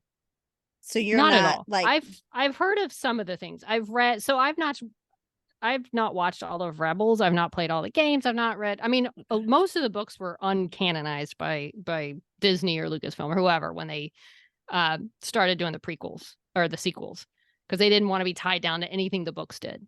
But like Grand Admiral Thrawn he was a character in some of the first books, the Star Wars novels that came out. Is he the Heir to the handsome old Empire. bearded guy? No, he's a Very blue guy handsome, you've not that met guy. yet. Okay. Yeah. The bearded man is very handsome. What's his name? He's like a former Jedi. Now he's bad. The Balin. Yes, he's cool. He's my favorite. Ray Stevenson, who sadly has passed. Balin to me is very handsome, and he's most commanding presence on the show to me so far. I really, really like him. So I had not having watched all of Rebels or Clone Wars, there are things I definitely am not catching. But there are things all through this, like the Witches of Dathomir, which is what the prisoner that's busted out of the rebels have her, and then Balin and his sidekick go rescue her at the very beginning of the show. She's a Witch of Dathomir, which was introduced. I don't even know at this point where that was introduced. It's one of those things I've heard about. I've seen it in the video games. Morgan Elsbeth, who was also in Ahsoka's episode of The Mandalorian, which I rewatched part of today. Because if you haven't seen that in a while, Ahsoka is facing off with Morgan because, as in this series, her goal is she wants to find Grand Admiral Thrawn, which is connected to a character from Rebels named Ezra, who, okay, spoiler if you haven't watched Rebels. I mean, I know this, I'm watching Rebels now, but he goes missing at the same time as Thrawn is. They're both believed dead, but they're kind of missing that they don't know. So this whole thing, the dark side and the light side are both looking for Thrawn, because the dark side wants to bring Thrawn back because he's this great dark side. He's not even he's like smart. From what I've heard, he's not like Force, Sith or anything. He's just very calculating, very good dark side leader. And then Ahsoka and that team wants to find him because they think that's where Ezra is. And if Thrawn's still alive, then maybe Ezra's still alive. So Okay. that's it in a nutshell. But there's so many, like there's a scene where Balin, when they're on they find the map, and it's cool, and it's like expands around like in a dome, and then they're trying to see where to go to find Thrawn, and then the other people leave, and Balin just kind of looks up at the sky. I'm like, why is he looking at the sky? I don't know.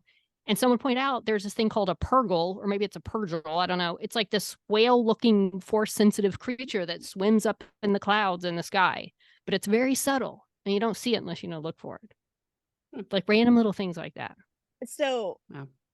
Tara, you, I want to say it was last episode, you mentioned that you don't like animation. Well,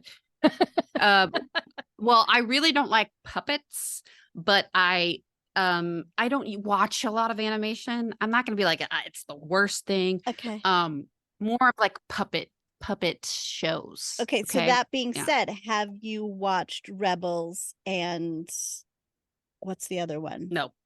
Okay. Clone Wars. For Clone that Wars. reason, I've just nothing really appeals to it. But if I can get into an animated show that's really good, like I really love BoJack Horseman. If I can get into, I think I'm going to give it a try, because watching this made me want to go back and give it a try. It's just hard for me to feel as connected to those characters or really be as excited about it. And Winnie, do you think that if somebody hadn't watched those two animes, that we would, not animes, that's the wrong, anime is totally different from animation. Would you be lost in the story? Like, do you think that people need to see that to understand what's going on here? I feel like it helps. I mean, you might still enjoy it, but I don't see how. And I've heard people say, well, you can enjoy it without knowing the characters or the backstory, but it just adds more if you've seen it. I mean, they've leaned so heavily on that backstory, I feel like, when in regard to Thrawn and the Witches of Dathomir. And by the way, the main Morgan Witch of Dathomir that you see, she was also in Mando. So they've kind of introduced him here and there. Yeah. But As a I feel like, person myself, I did not see either of those shows and went into it. but you still enjoyed it. I think I still enjoyed it. I loved it. And now I'm not that familiar with Thrawn and how that's all, the witches, how that's all going to come together. But I didn't know anything about Mandalorian or any of that stuff when that first started either. So it's kind of, I think they did enough to kind of put it out there. It's easy enough for a person like me who's pretty much clueless about it to enjoy it. I will say with Rebels, because cool. I'm going to keep, like now I'm hardcore. Like I want to bust through this before this Ahsoka, all the episodes come out, because we've got 6 more. Because it's been really good. I've been like wanting to watch the next one, especially from what I've heard too. Like the first season, it's a little like, okay, they find this goofy kid, he starts tagging along with this little ragtag group of sort of rebels that are out doing things, and it's kind of lighter. But then I was listening to people talk about it today, saying that like it gets pretty dark. I mean, and then like they're like, I can't believe they kind of went like more adult with the cartoon animated series, not cartoon, but that it definitely gets really pretty deep as far as like what happens once and it incorporates Star Wars music, which is cool, in sort of remixed ways, which I really like you'll hear themes used for like the Battle of Hoth, but it's with this other battle that's slightly changed up and mixed around a little bit, which is cool. And you're like, Lando shows up, I mean, Darth is there, so you see a lot of familiar faces. A guy at work said it was his favorite Star Wars thing that's ever been done. So, wow. I mean, from what I've heard from people who've watched it, it's fantastic and they love it. Yeah. People on Twitter were loving it after they're like, finally Star Wars is back. And they were saying just how great a continuation of the Rebel story it was, and how faithful they were. They even used, some of the same, like essentially the same artwork that was in the show, and a lot of the same shots set up the same way. My personal favorite part of those first 2 episodes were the Loth cat. I was gonna say, what are those things called? They're so cute. the Loth cat that is the pet of, what was her name? Sabine. Sabine. And they apparently had used, in one of the other, was it a movie or another show, there's a brief appearance of a Loth cat, but it is CGI. This one, they learned their lesson. They went back to, now I know I just said I hate puppets, but I love them in Star Wars because they go the extra mile to make a physical presence for the, it's not, doesn't look fake. It is an actual physical thing there that the actors are acting with, and it exists. So it's like Grogu. So from the same people that made Baby Yoda, Grogu, the animatronic, it is an animatronic Loth cat. So it exists. It's adorable. Did you know? I want to act with a Loth cat. So but when I go to Disney in October, I want to get a Loth cat now because they've been there. I've seen them for sale at Disney, and I've thought, I kind of want to get one, but I never did because they're a little expensive and blah blah blah. And I didn't really understand the character. I hadn't seen it in action.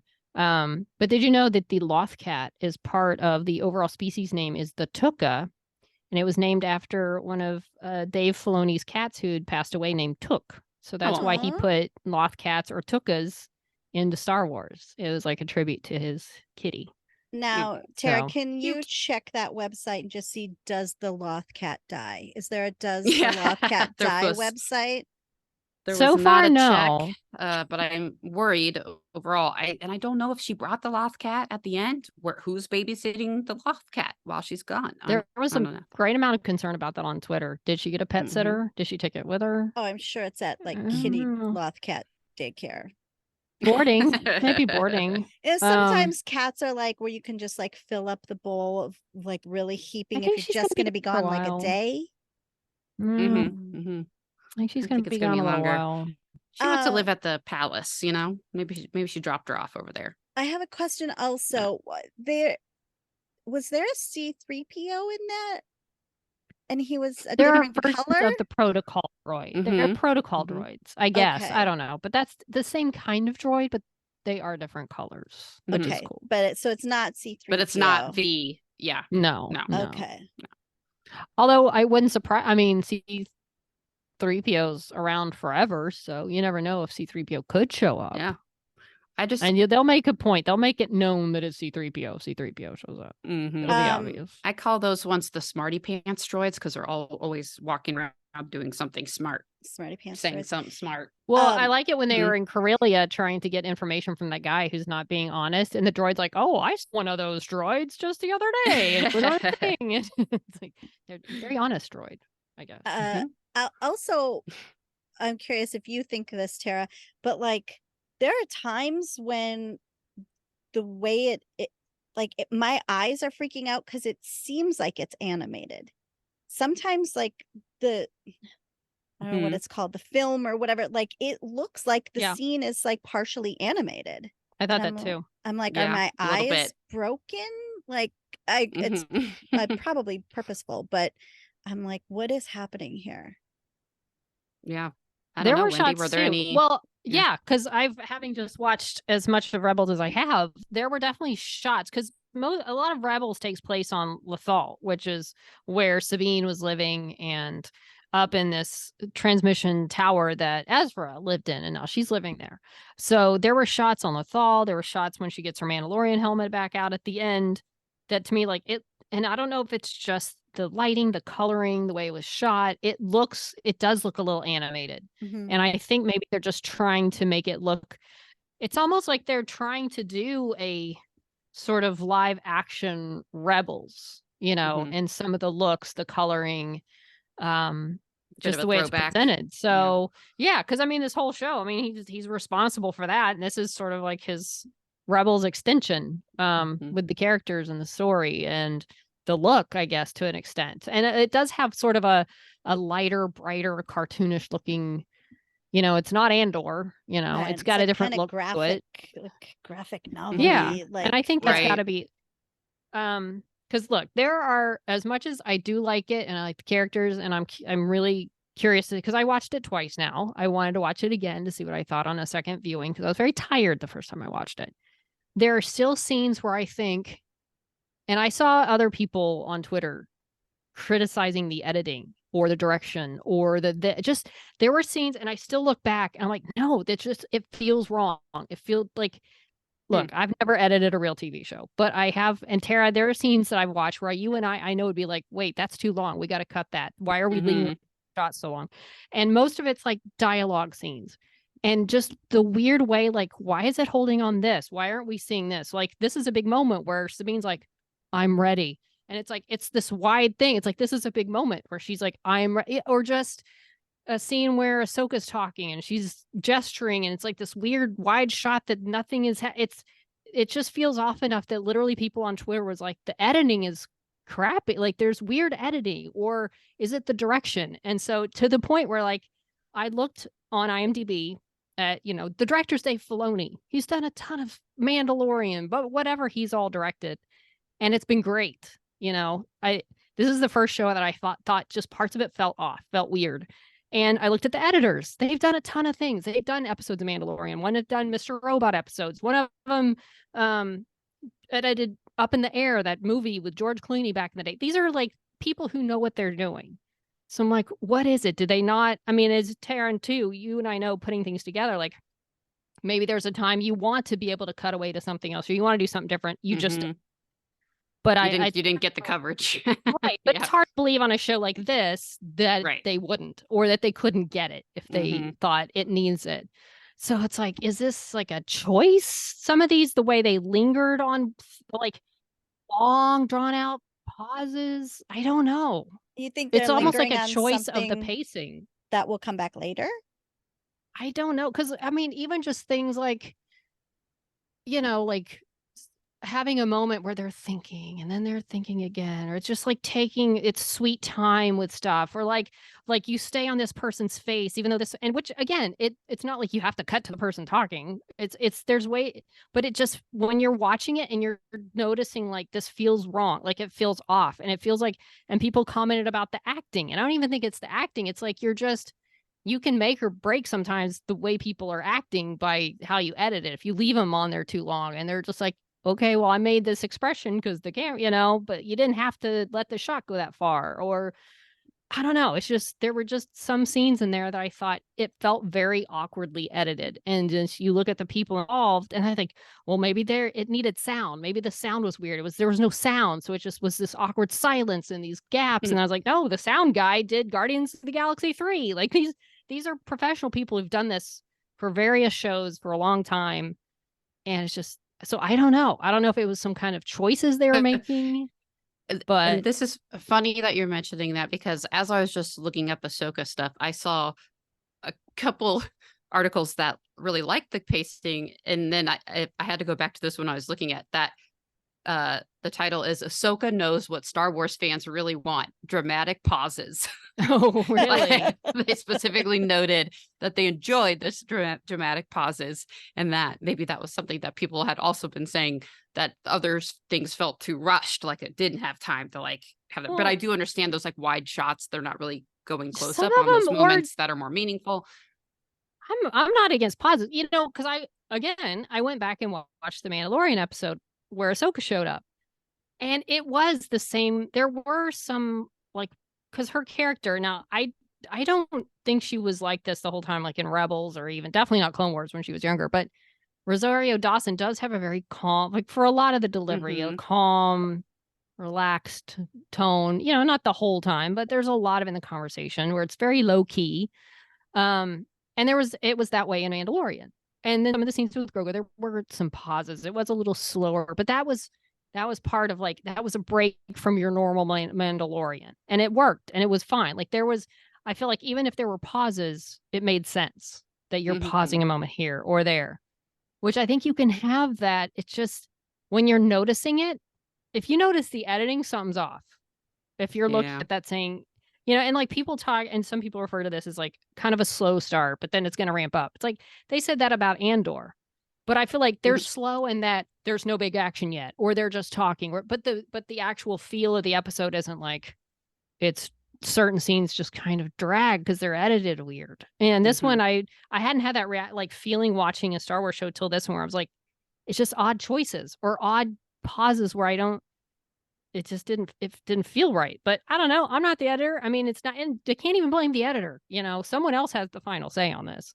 And you're still gonna someone watch else it. made the choice for some of these shots. But Right.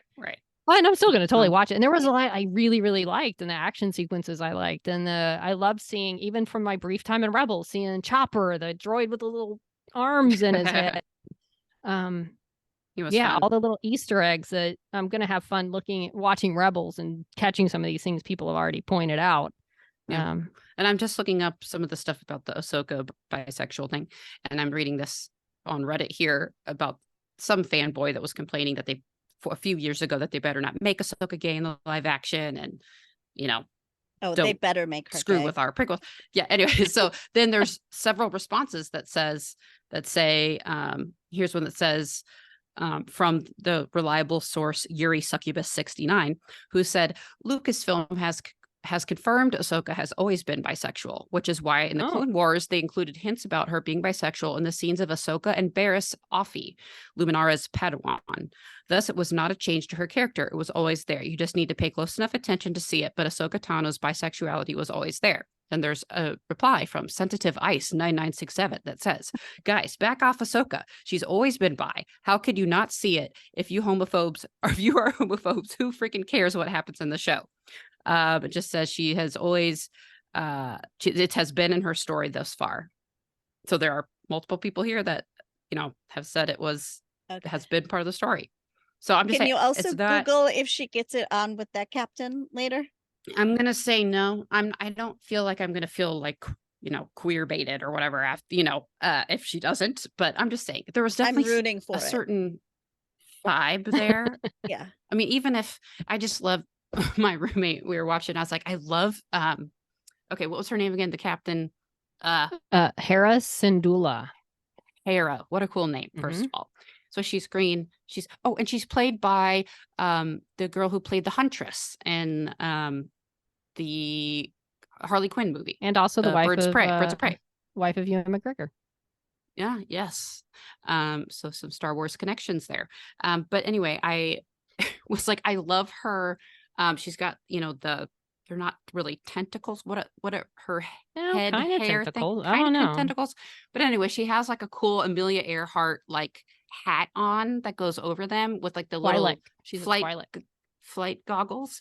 But my roommate was like, it looks like they just have kind of like shorts on her head, like that go around. when we were little, like right. we would put tights Yes. on our head to make it look like we had long hair. It's like, yeah, it's but like I she's loved just it. wearing tights. She was like a cool alien Amelia Earhart. I dug it. She was She's hot. hot. Yeah, She's I've totally totally hot. wanted to. Her and Ahsoka would be awesome. Love Yeah. that. Yeah, I love I'm that rooting for them. it. I'm here for it. Yeah. I mean, Well, do I now we have our expect it? first No, ship that we're but, watching. I hope that Hera sticks around, right? She was in Rebels. Right? Yeah, Okay. Hera's been around since and I haven't finished all of Clone Wars either, but apparently she shows up there. Yeah, Hera's been around for a while. I did not realize she'd been around so long. I liked her. I hope we I did see too. more of her. I don't know how you For remember Ahsoka's all sake, these too. names. It's called Google. It's called Google. Whenever Tara's like, what's her name again? I go to my just little Google it. IMDb tab. I'm like, You yeah, sound Hera, like which I you're know, but Remembering. You're very fast with the Google. not, I'll maybe remember trust Hera me, because I'm her hair, her thing is like Hera. Hera. Mhm. Maybe I'll remember that. Yeah. But yeah, let I us like the know little if goggles. you're watching Ahsoka and what you think. Do you see it? Do you feel like there's some lady loving happening or potential Is for there lady fanfic? loving? Are you going to write some? Yeah. Please Yeah, write let us some the know. Hera fanfic. Ahsoka. What's their ship name? Ahsoka. Ahsoka. Hera. Haroka. Ahsoka. Ahsoka. Yeah. Mm. Mm, By the way, I will We'll see. say I liked Sabine when she cut her hair. I liked her hair better short, which her hair was short in Rebels. So I think the long hair may have been like to show I have a time. It had been a little bit. Yeah. question about the hair. Now, in this world, do you think they dye it or do you think that their hair is that color naturally? I think she dyes it because in Rebels she's like an artist. Okay. I think in Rebels, that montage that is on the wall of the cartoon Rebels, I think she in Rebels is the one who did that. And she would they had a TIE fighter that they kept and she painted that these crazy colors. So I think there's a part it even changes colors from time to time in Rebels. I think.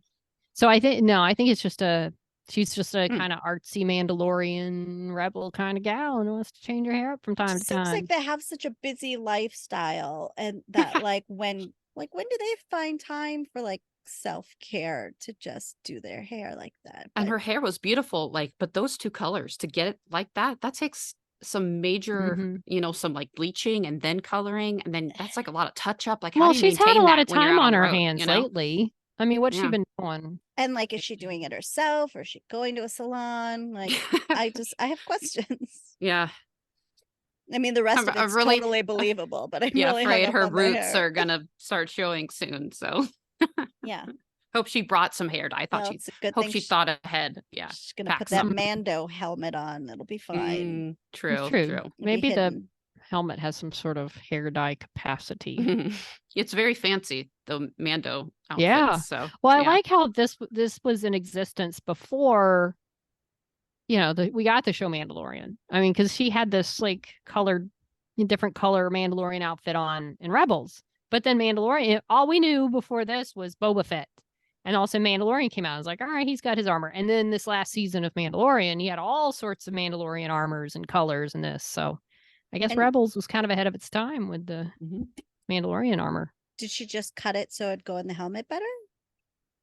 I think it was it was actually a callback to a scene in Rebels with another character that I haven't seen all of Rebels yet. But the fact that no one's saying, when's he going to show up? I'm thinking maybe he dies. I don't know. No, I didn't watch that. So the fact that I mean, I don't know one way or the other. He could just go off. But the fact that no one's like, where's so and so? I'm thinking, go off. He was a Jedi. Maybe he went off on some quest. I don't know. But I think it was sort of her way of saying, I am back to business. I'm back in the game.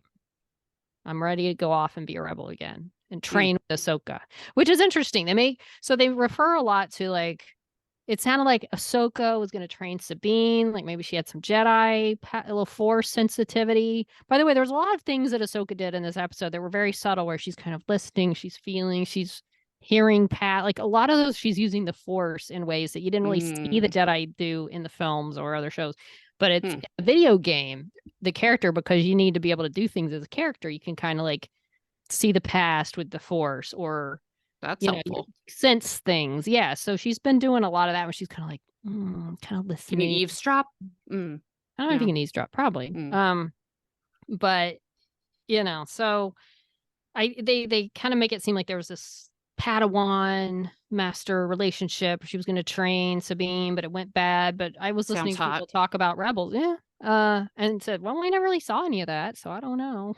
maybe it's something new. Maybe we'll get flashbacks.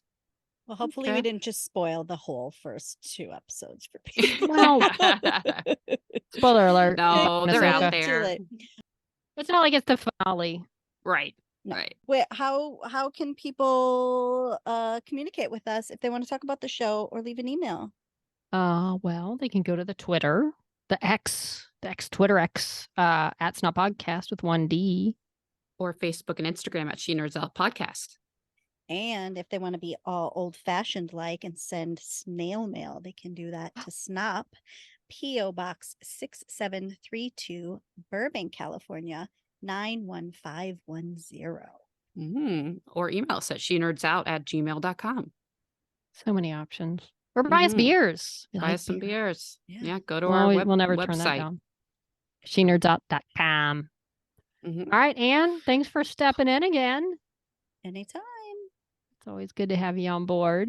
I'm glad I did my homework. Snop shenanigans. Well, maybe we'll check back at. Maybe they'll find Nessie. I'm gonna keep an eye on that. See what they find. Keep you posted.